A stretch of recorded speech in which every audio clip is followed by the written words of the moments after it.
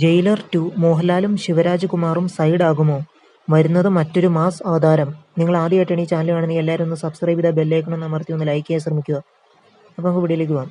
ജയിലറിലെ മോഹൻലാൽ, ശിവരാജ് കുമാർ തുടങ്ങിയവരുടെ അതിഥി വേഷങ്ങളും ശ്രദ്ധിക്കപ്പെട്ടിരുന്നു. ചിത്രം ബോക്സ് ഓഫീസിൽ 600 കോടിയിലേറെ നേടിയെന്നാണ് കണക്കുകൾ.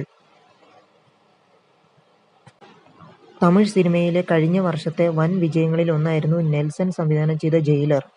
പേട്ടയ്ക്ക് ശേഷം പുതുതലമുറ പ്രേക്ഷകർക്കും രുചിക്കുന്ന തരത്തിൽ രജനീകാന്തിന്റെ താരമൂല്യത്തെ ഉപയോഗപ്പെടുത്തിയ ചിത്രത്തിൽ മോഹൻലാൽ, ശിവരാജ് കുമാർ തുടങ്ങിയവരുടെ അതിഥി വേഷങ്ങളും ശ്രദ്ധിക്കപ്പെട്ടിരുന്നു.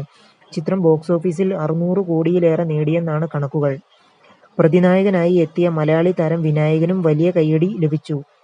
ചിത്രത്തിന്റെ രണ്ടാം ഭാഗം വരുന്നു എന്ന വാർത്തകൾ വരാൻ തുടങ്ങിയിട്ട് കുറച്ചു നാളുകളായി. ആ സമയം മുതൽ എത്തുന്നുണ്ട്. ജയിലർ 2-ന് ഇടാൻ 2 പേരുകളാണ് നെൽസൺ തീരുമാനിച്ചിരിക്കുന്നത്. പ്രൊജക്റ്റുമായി ബന്ധപ്പെട്ട അടുത്ത വൃത്തങ്ങളെ ഉദ്ധരിച്ച് പിങ്ക് വില്ല റിപ്പോർട്ട് ചെയ്തിരുന്നു. ജയിലർ 2, ഹുക്കും എന്നിവയാണ് ആ പേരുകൾ. ഇപ്പോൾ ഏറ്റവും പുതിയ വിവരപ്രകാരം ചിത്രത്തിൽ ഒരു മാസ് അവതാരത്തെയും നെൽസൺ അണിനിരത്തും എന്നാണ് വിവരം.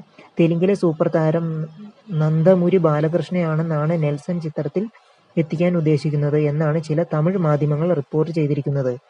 ഇത് സംബന്ധിച്ച ചർച്ചകൾ സജീവമാണ് എന്നാണ് റിപ്പോർട്ടുകൾ. അതേസമയം രണ്ടാം ഭാഗത്തിൽ മോഹൻലാലിന്റെയും ശിവരാജ് കുമാറിന്റെയും അടക്കമുള്ള കഥാപാത്രങ്ങൾ ഉണ്ടാവുമോ എന്നും അറിവായിട്ടില്ല. അതേസമയം ജയിലർ 2-ന് വേണ്ടി തയ്യാറാക്കിയ തിരക്കഥയ്ക്ക് രജനീകാന്തിന്റെയും നിർമ്മാതാക്കളായ സൺ പിക്ചേഴ്സിന്റെയും പച്ചക്കൊടി ലഭിച്ചിട്ടുണ്ടെന്നും പ്രീ പ്രൊഡക്ഷൻ ജൂണിൽ ആരംഭിച്ചേക്കുമെന്നും പ്രസ്തുത റിപ്പോർട്ടുണ്ട്. ലോകേഷ് കനകരാജ് സംവിധാനം ചെയ്യുന്ന കൂലിക്ക് ശേഷവും ജയിലർ 2 ആരംഭിക്കുക. ലോകേഷ് ചിത്രം എന്ന് പൂർത്തിയാവും. അതിനെ ആശ്രയിച്ചിരിക്കും ഇതിന്റെ തുടക്കം. ഈ വർഷം അവസാനമോ അടുത്ത വർഷം ആദ്യമോ ചിത്രീകരണം ആരംഭിച്ചേക്കുമെന്നാണ് വിവരം. അപ്പോൾ നിങ്ങൾ ആദ്യമായിട്ടാണ് ഈ ചാനൽ കാണുന്നത്, എല്ലാവരും ഒന്ന് സബ്സ്ക്രൈബ് ചെയ്തൊന്ന് ഷെയർ ചെയ്ത് കൊടുക്കണേ.